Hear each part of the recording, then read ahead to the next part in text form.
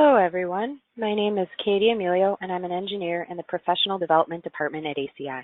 I'd like to welcome you to today's webinar, ACI 364, Condition Assessment of Concrete Structures Prior to Rehabilitation. We're glad that you could join us. ACI is an approved education provider for the American Institute of Architects and the International Code Council, and this webinar has been approved for one learning unit. This webinar reviews condition assessment of concrete structures prior to rehabilitation. The learning objectives are shown on the screen and they are also shown in your handout. Now I'd like to introduce our speakers. Ashok Kadeti is a principal engineer with Concrete Science Inc. in Hayward, California. He is a registered civil engineer in the states of California, Nevada, and Arizona with over 35 years of experience in construction, evaluation, and repair of concrete structures. He is the current chair of Committee ACI 364. Mr. Kadeti has performed condition evaluation of high-rise buildings, parking structures, water and wastewater treatment plants, tunnels, and many other concrete structures. He serves on several technical committees of ASTM, ACI, and ICRI.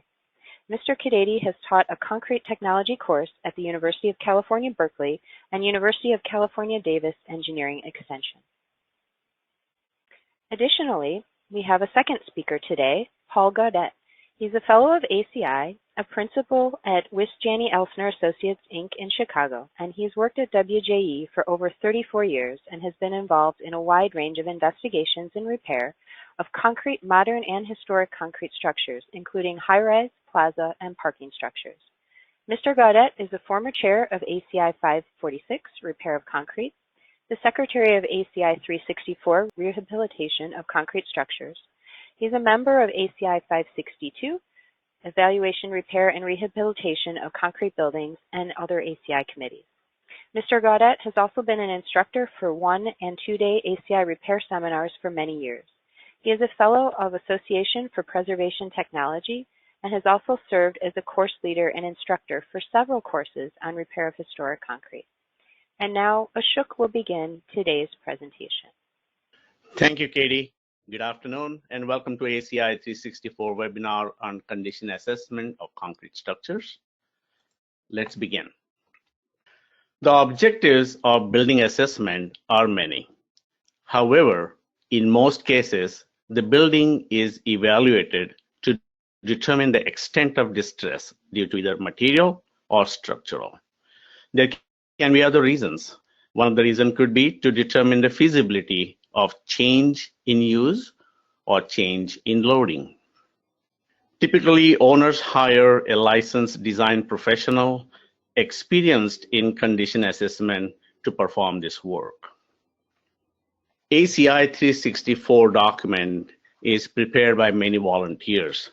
So I would like to take a moment here to acknowledge and thank many volunteers who worked on both ACI 364 as well as ACI Code Committee ACI 562. These volunteers have assisted us in developing this document as well as this webinar.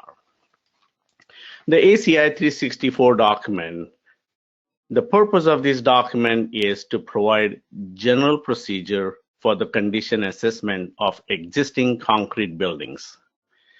The guide provides this information through these 8 chapters. Please note that each structure is unique, and the assessment should be tailored to each project or each structure. And also, when you're using this document, please use this in conjunction with the repair code ACI 562. This flowchart is an excellent summary of the document, and as well as this webinar.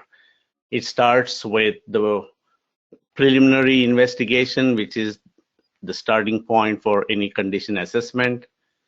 It goes through the detailed investigation, field testing, analyzing the test data, and coming up with repair options for the owner, and then putting all that data into a report format.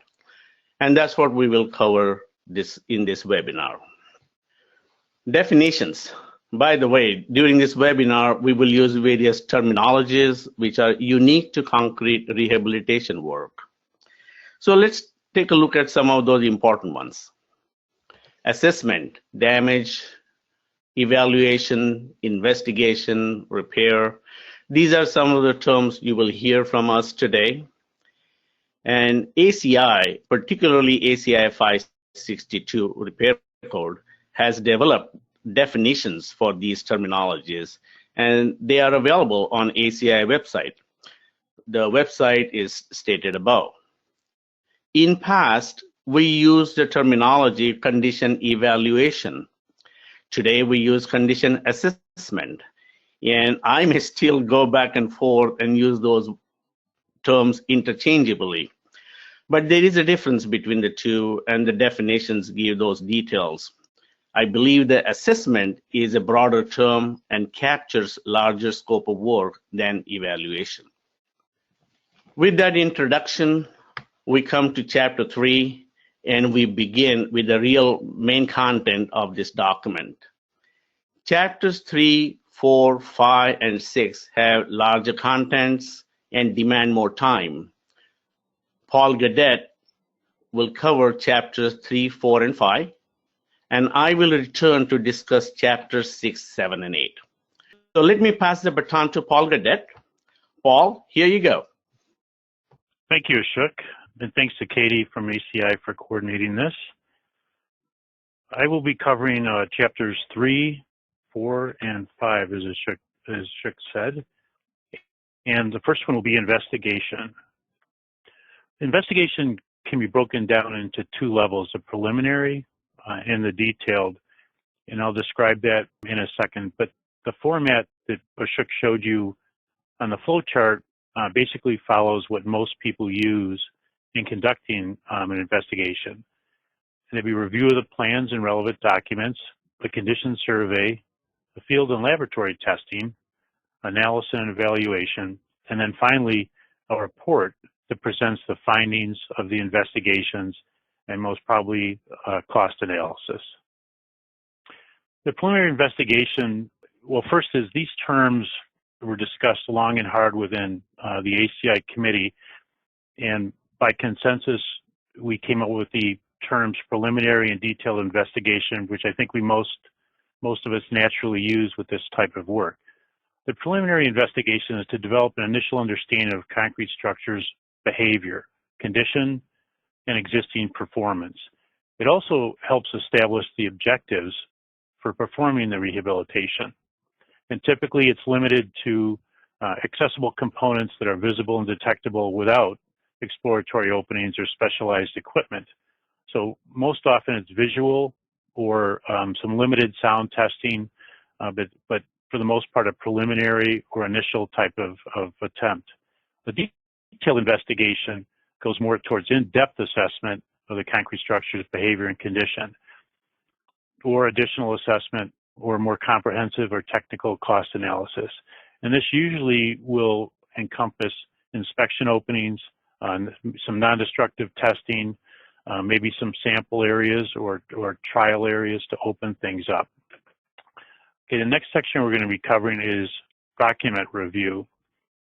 Basically, this is broken down into 5 areas, really 4 areas, which are design, materials, construction, and service history. And then the 5th area is to identify areas of missing information. I've shown you 2 examples here because they're dramatically different and usually the amount of information you can find. One is from the 1890s. In many cases, you would not be able to find much, if any, information on a structure of this age and vintage. Below that is a parking structure, a 3-level parking structure. It's probably repaired every 10 to 15 to 20 years, and there's quite a bit of information on this structure over time, many different reports, and quite a bit of information.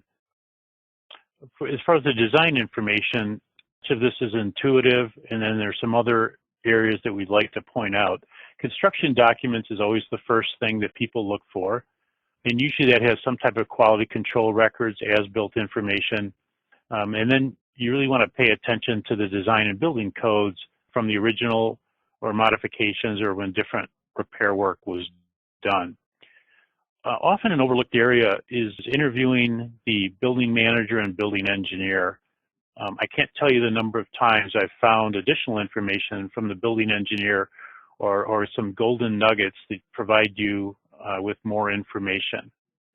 Material information often includes submittals, which is concrete mixes, steel protection systems, and other items that would be found in construction. And then also manufacturer's technical information, and installation information, and description of construction materials at the time of the original construction or repair. Certainly, in today's world, this information is more readily available, especially due to storage on computers and digital information that allows easy access to much of this. As you go further back, oftentimes you will not be able to find submittals or specifications or things of that nature. Some construction information, also where you can find some good information, has to do with RFIs, change orders. In some cases, you can find batch tickets or truck tickets. Quality control information and field inspection reports are always good areas to find information. I like to see photos and daily field reports. Certainly, especially the construction photos really tell you how something was built. And then if you have a settlement issue or some other problem where foundations and soils information is important, the soil bearing capacity information will be important to find also.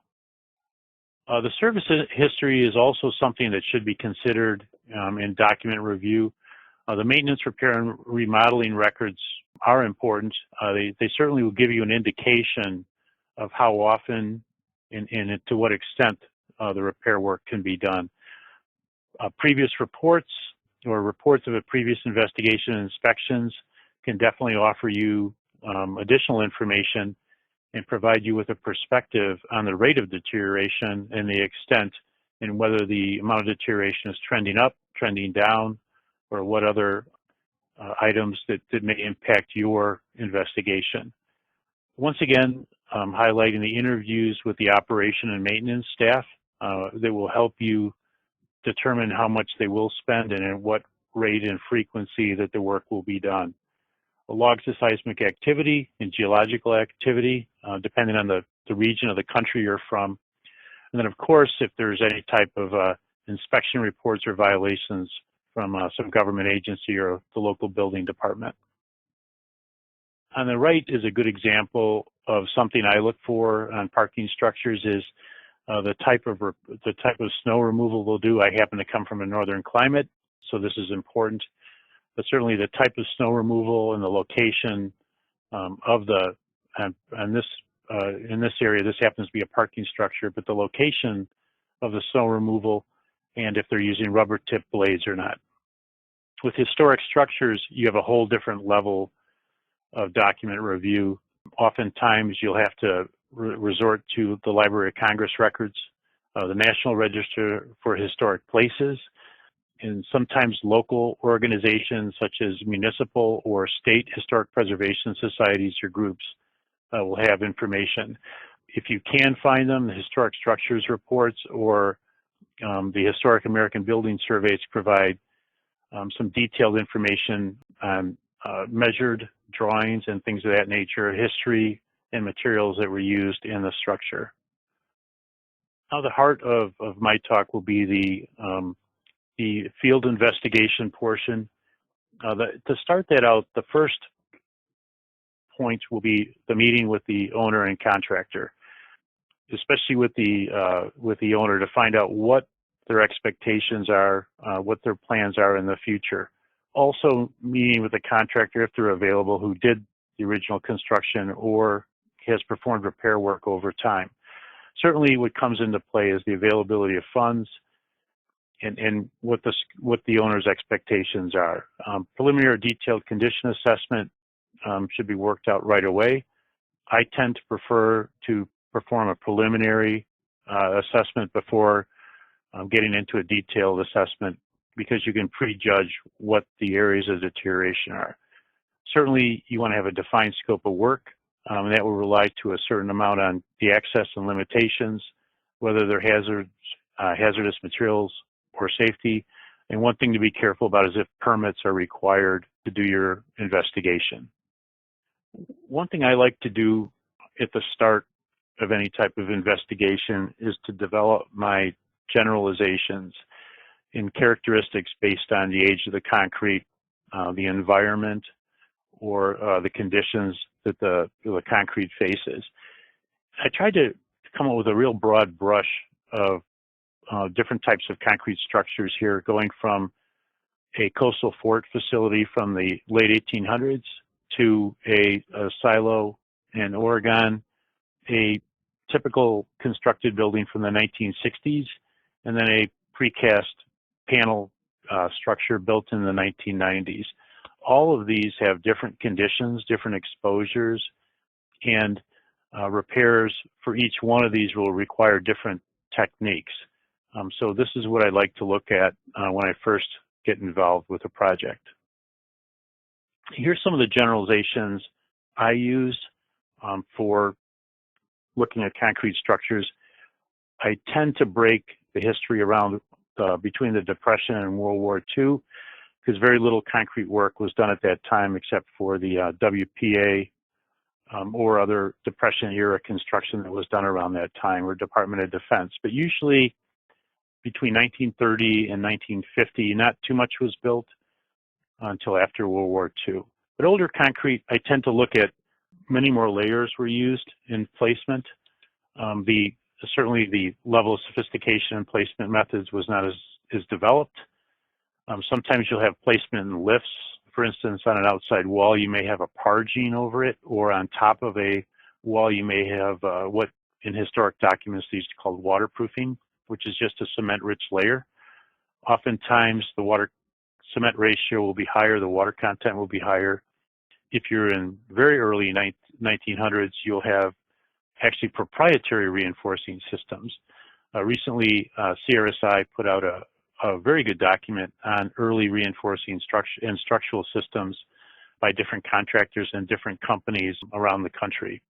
Carbonation certainly can come more into effect, and certainly there'll be no air entrainment on most of the concrete you see. Post-World War II, you'll see major developments in both construction and admixtures in the chemistry of concrete. You'll see more homogeneous placements, improved placement, and consolidation. You'll probably see lower water cement ratios and higher compressive strengths. That's not always necessarily the case. Certainly, you'll have more modern reinforcing systems and code changes.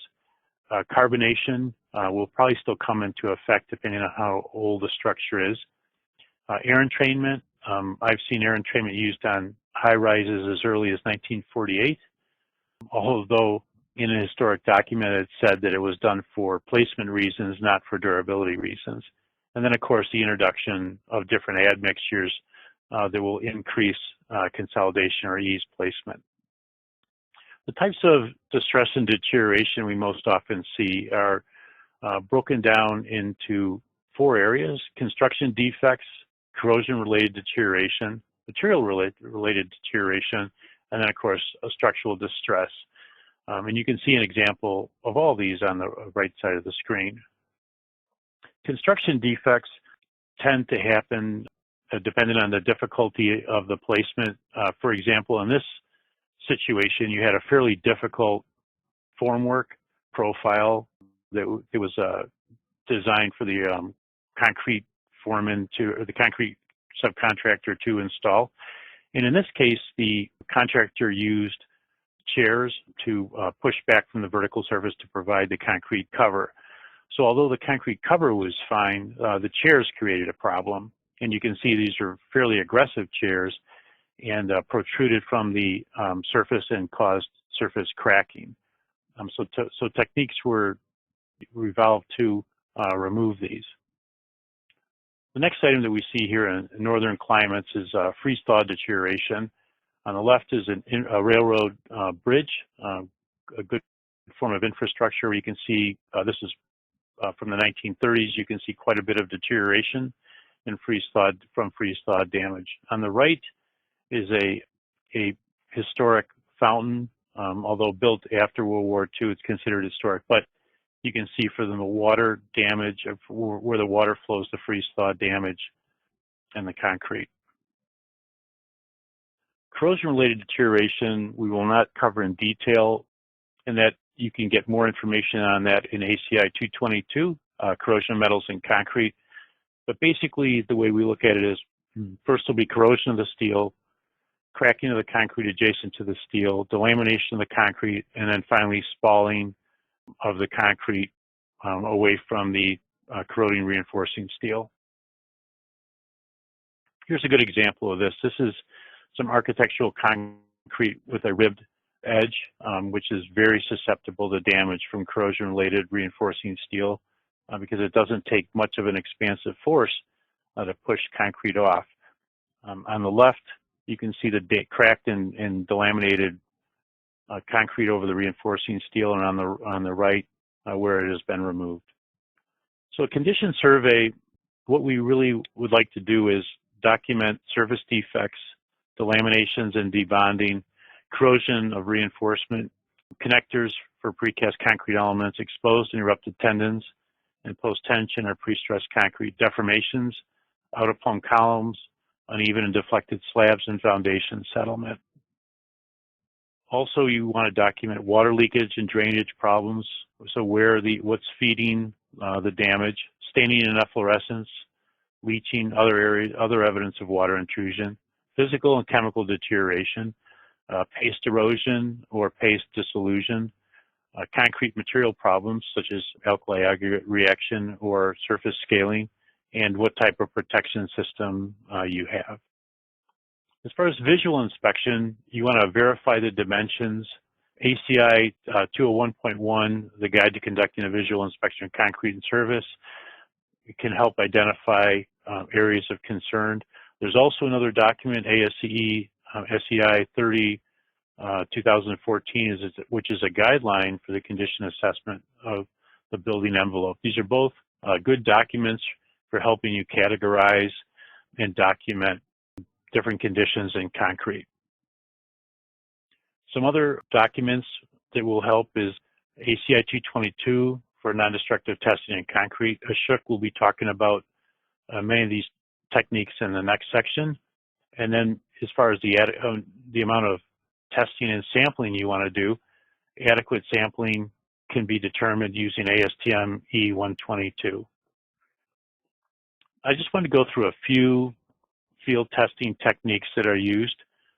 Cracks or crack measuring is covered in detail in ACI 224, which has to do with cracking in concrete.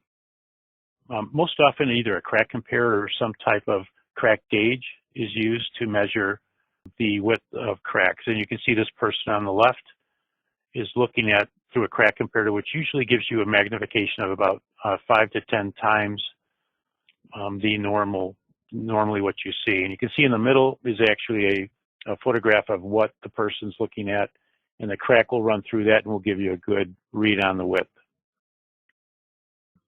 Sound testing is probably the most common technique used in field testing.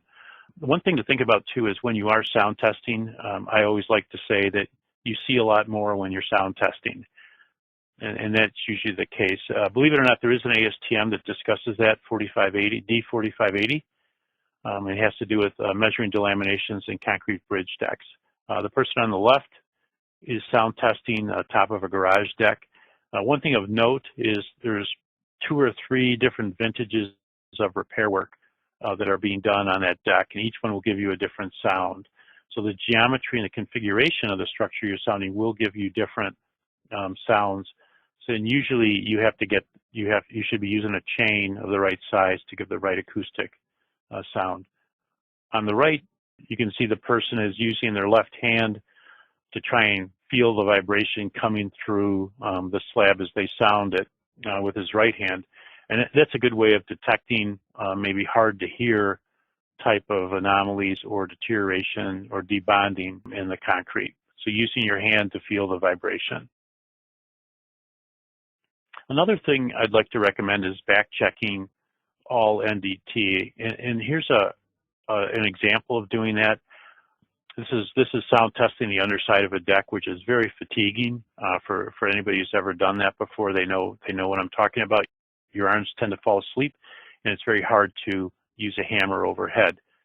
So in the middle, the person's using a proprietary rolling system to try and get the sound levels from the underside of the slab, and on the right, the person's using a reinforcing bar to tap the underside of the slab.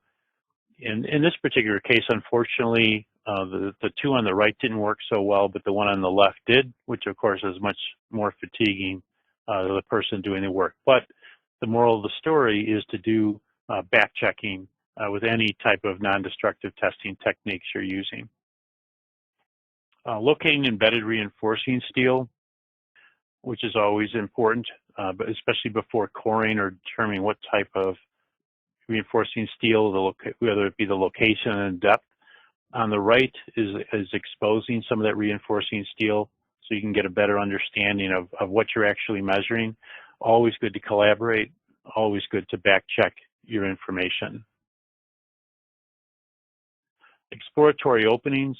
This is probably my favorite or my most desired type of information that I like to get when I'm investigating a concrete structure.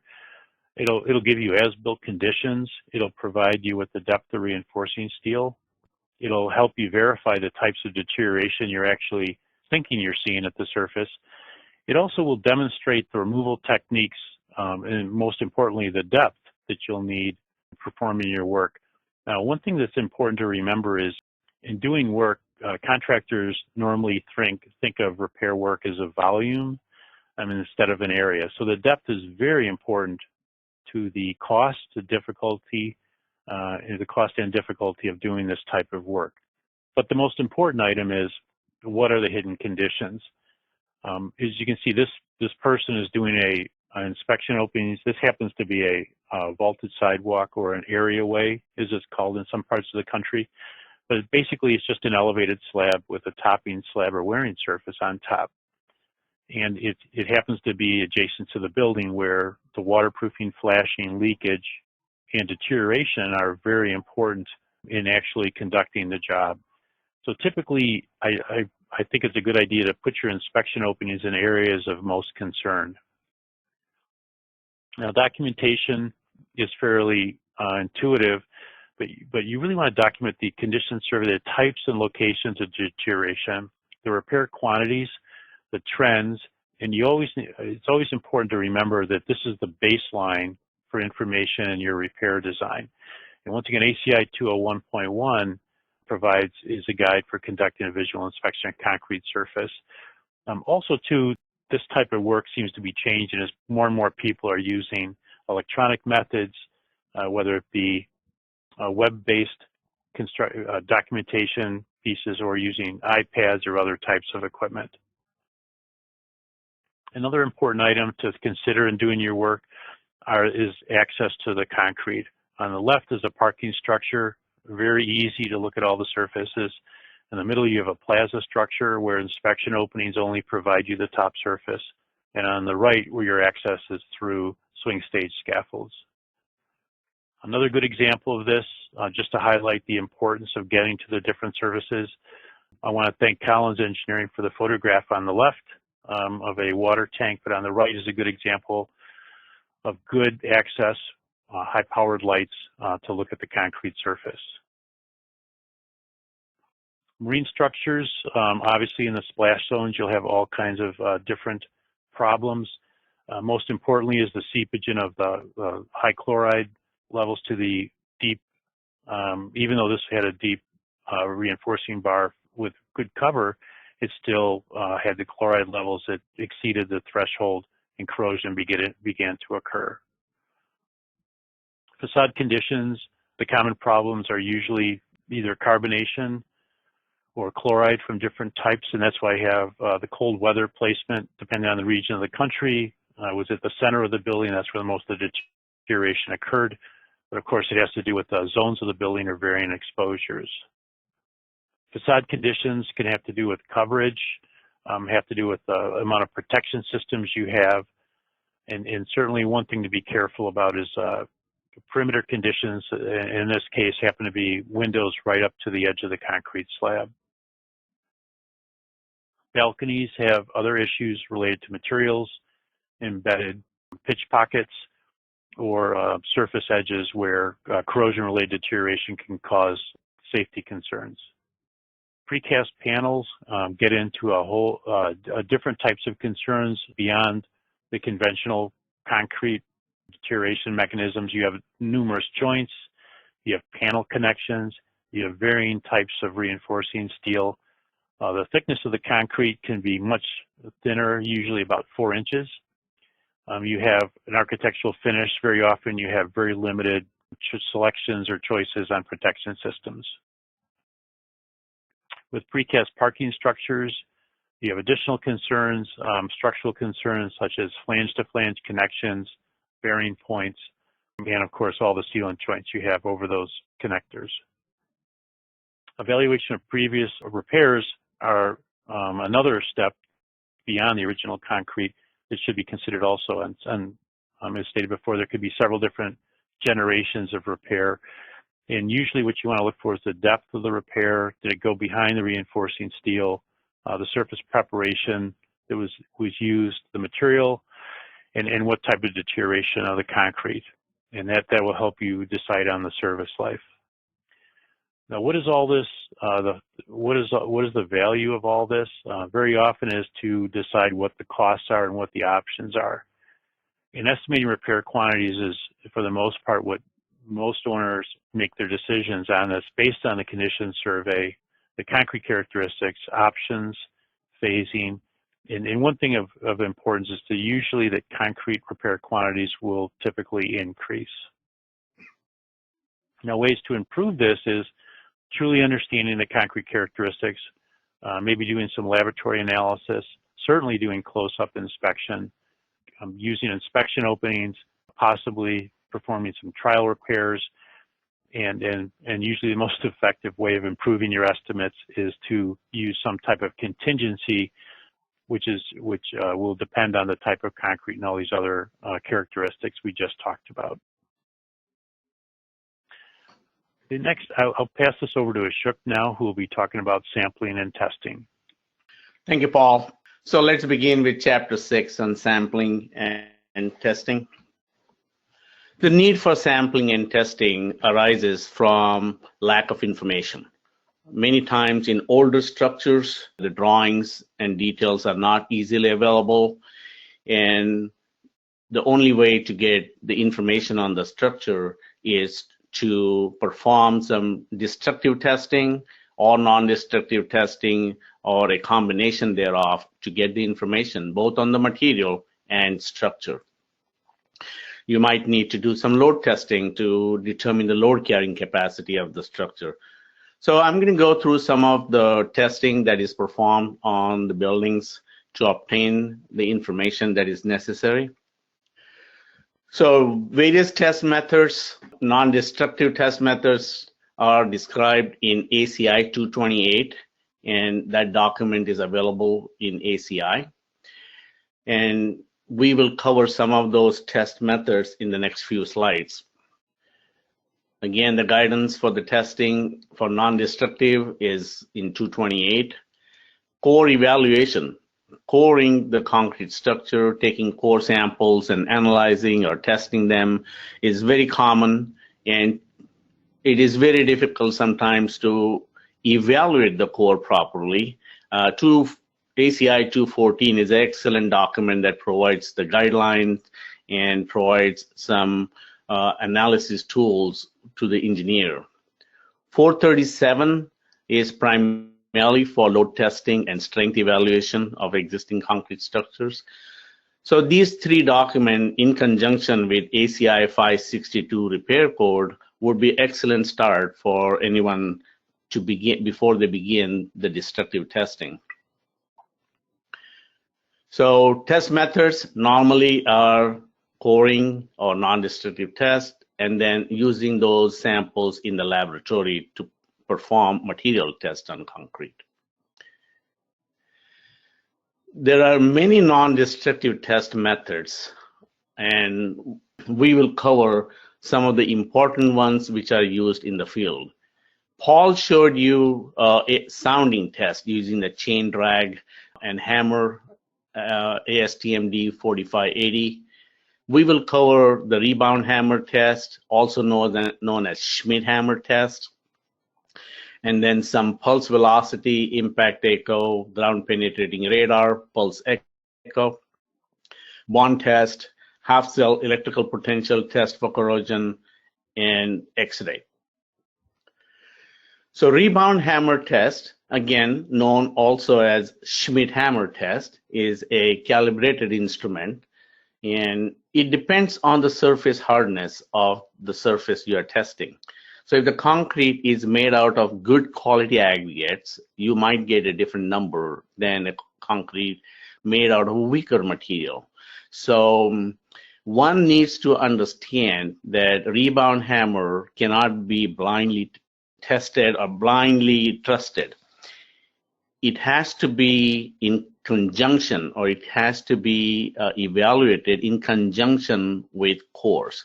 Schmidt hammer is a good tool. It can be used at various locations, maybe 25, 30 locations, and then correlate that data with one or two core locations so you get the actual strength of the concrete, and that way you can compare the results at the remaining 20 or 25 locations without actually taking the cores at those locations.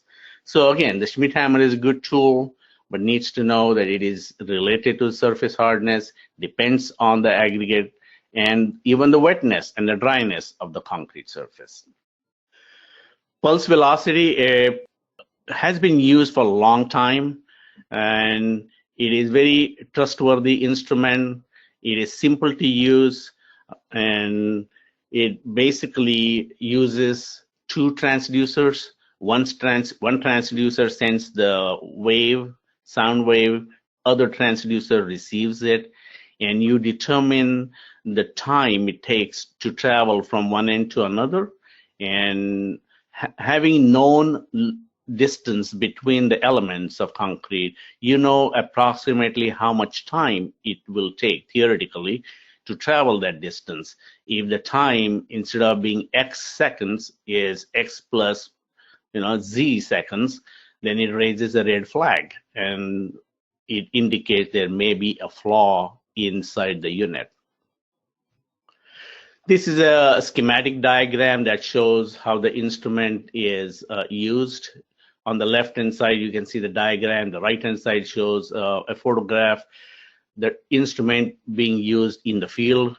This is a column that has some honeycombs and voids on the surface, and the transducers are on the two sides of the column. The instrument is sitting at the bottom, and here we are trying to determine if the voids exist inside the column also. Visually, we can see it outside. So is it just outside, or is it also inside? So it's a good tool. Test is done pretty fast. You can move from one location to another within a few seconds, and the data can be recorded.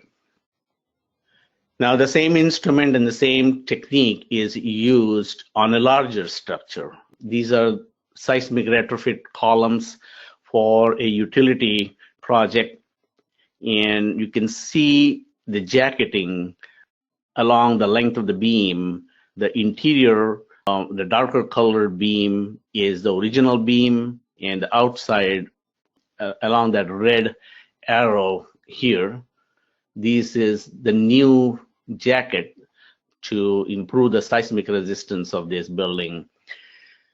Here, the important thing was to determine the bond where I'm showing it along the edges, and that was determined using this pulse velocity method.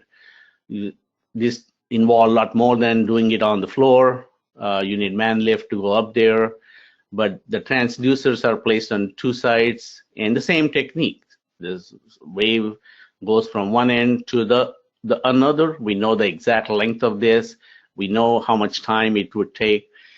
The sound typically travels at around 12,500 feet per second. So knowing the distance, you can estimate the time, and if the time, the actual time it takes in the field is much larger, then you know there is a problem. The second non-destructive test method that is quite often used in the field to obtain the data on various things.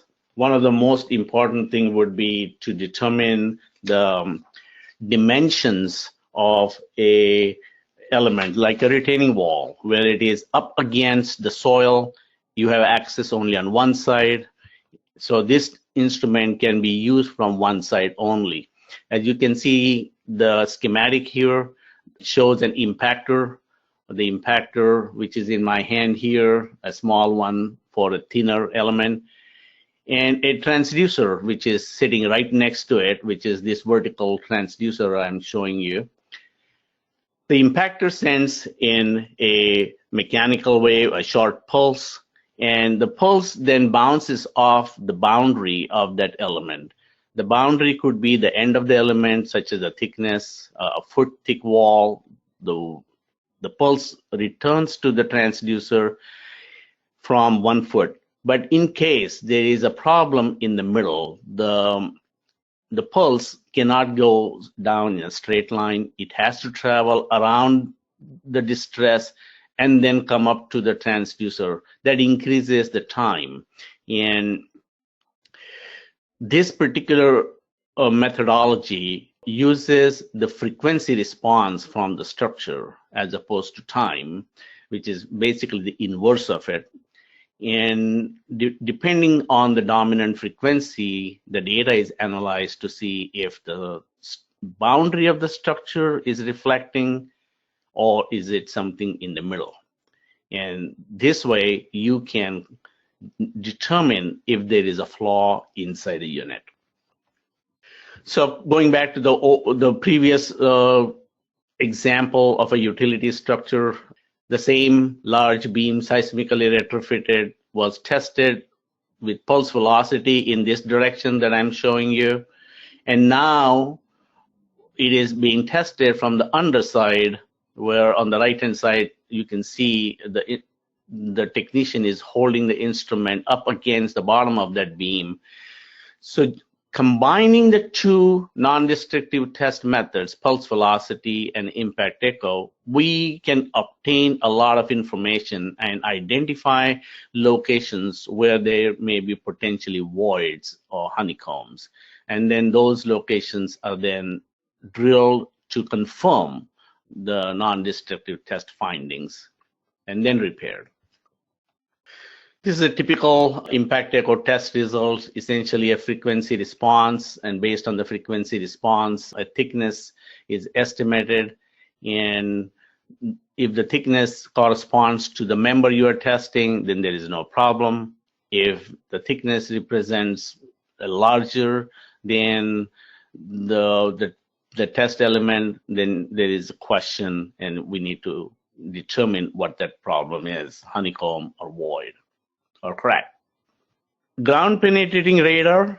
This system consists of an antenna housing and a control unit. The antenna housing contains both the transmitting and receiving antennas.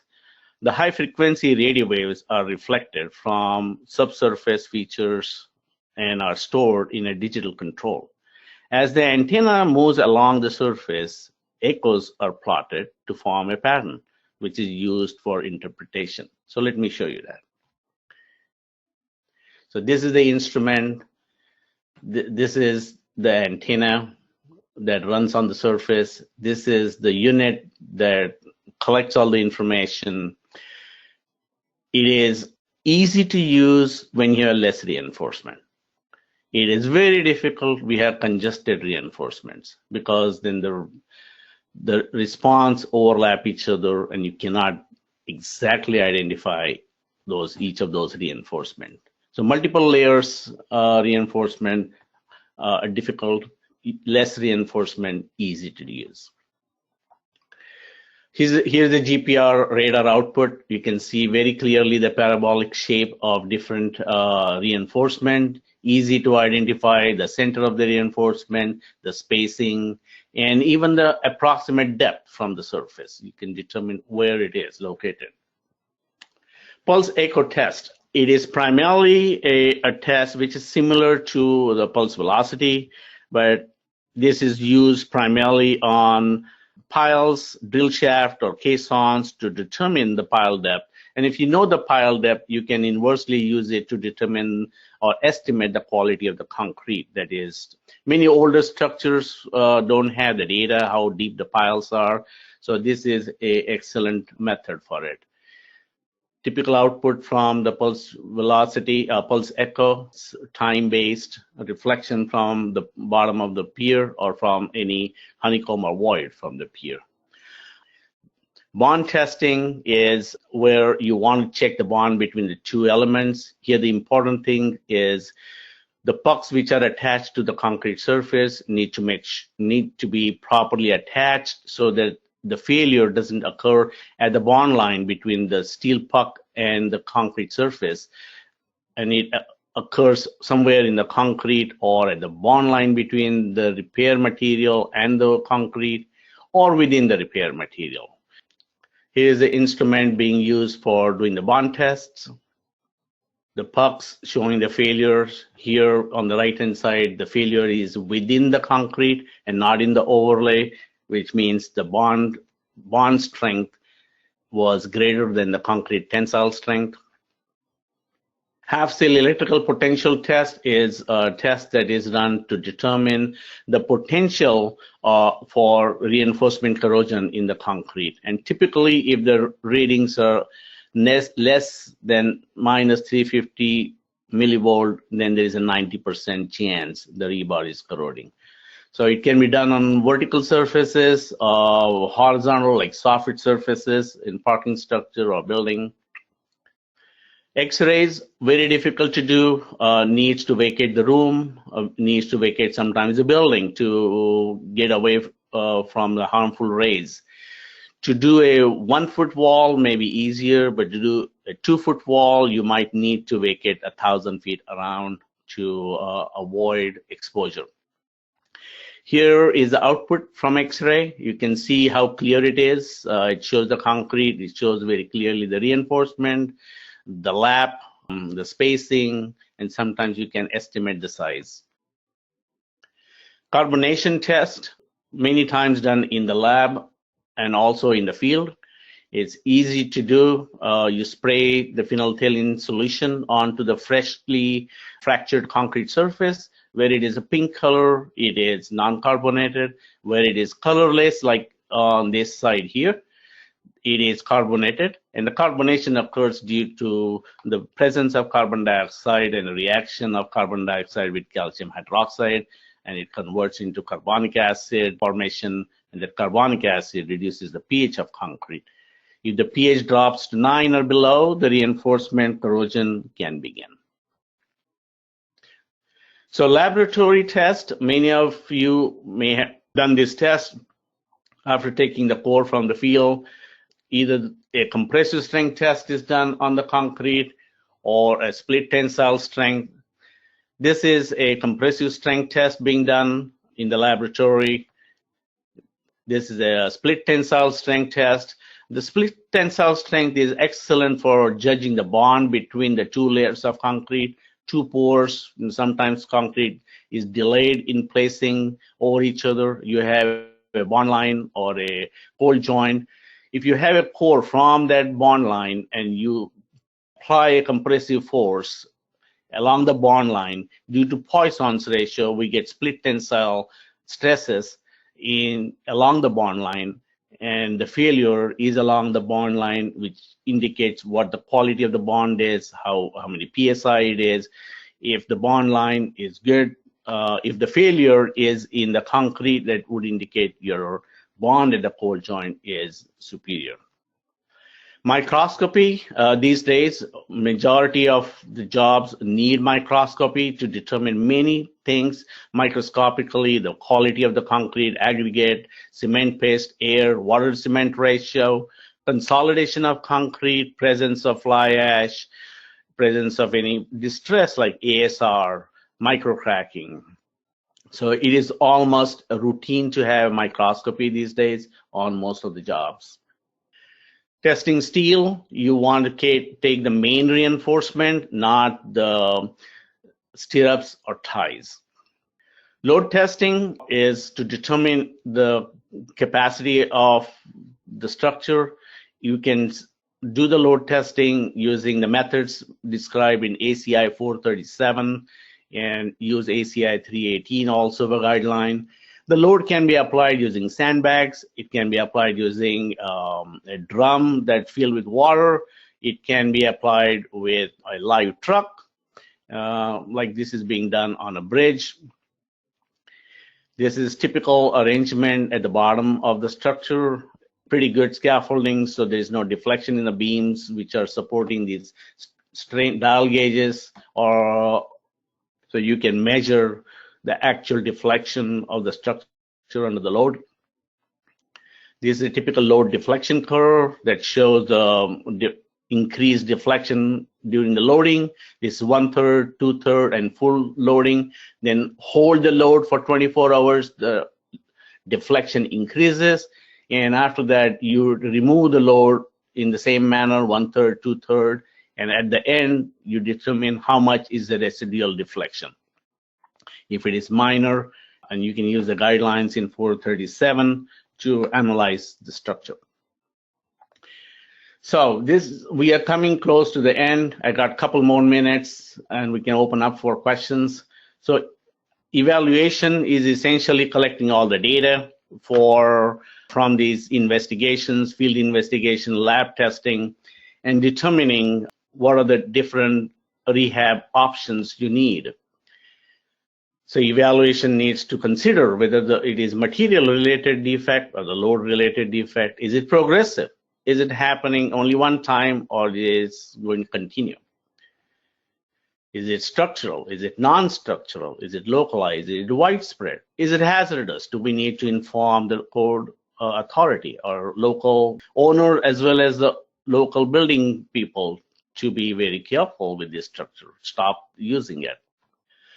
So prepare different rehab approaches, and we can read different criteria which are needed, but the most important is client's budget. The client has X amount of dollars, we can't create rehab option that is 5X. So client budget most of the time kind of dictates what we can do and what we cannot do. So all that information is provided in a report. Here is the purpose of the report, why you started the work, your observations, sampling data, and your recommendations. A lot of photographs helps the owners who are sometimes non-technical to understand what needs to be done and how you came to that conclusion. With that, I thank you very much for this opportunity to provide and present this webinar on behalf of ACI 364, and I open up for any questions.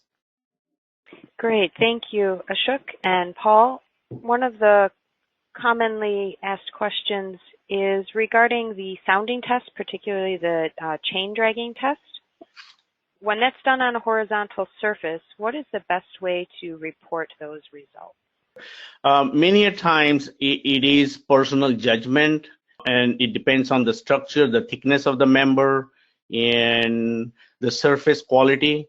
I would suggest it is very difficult to visually, audio-wise record it, but you can hear it.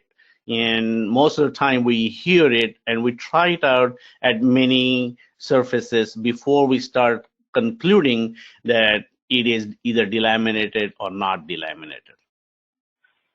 The next question is, can you talk about chloride testing? Can it be done with cores to see how the chlorides penetrate the concrete when contamination is due to environmental exposure? And which test would you recommend? Well, Chloride testing can be done on cores. Typically, the cores are cut at different depths. Say you have a 6-inch long core and you want to determine the chloride content at 1 inch, 2 inch, 3 inch, and so on. You would cut a small disc or drill a hole at those locations and obtain powder sample. And those powder samples are chemically tested to determine either acid-soluble chloride content or water-soluble chloride content. And I have been used to using acid-soluble chloride content method because it is more stringent, it is more conservative. All right. Our next question is, can certain ACI testing procedures be used on concrete masonry units when looking at the condition and quality of the concrete unit? Most of these test techniques that we have shown can be used on masonry structures.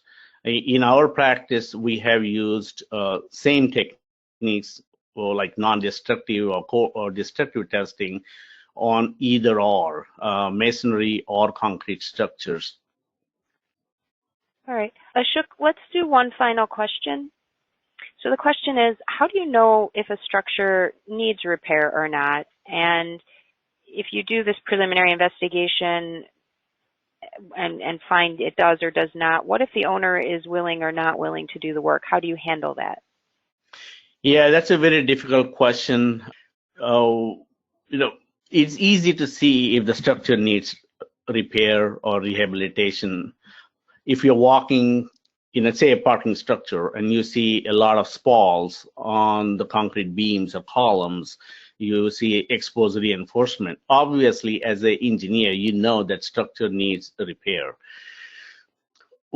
After doing the preliminary investigation, many times the owner are not willing to do detailed investigation or have budget to do further testing and repair. And if we don't see that as a hazardous condition or a condition where there is a life safety involved, many times I find I'm in a hard rock in a place because I can't force that owner to spend the money, and the building structure is not that deteriorated to inform the local building authority to put a rate tag on it. So very difficult condition, very difficult to resolve easily. Okay.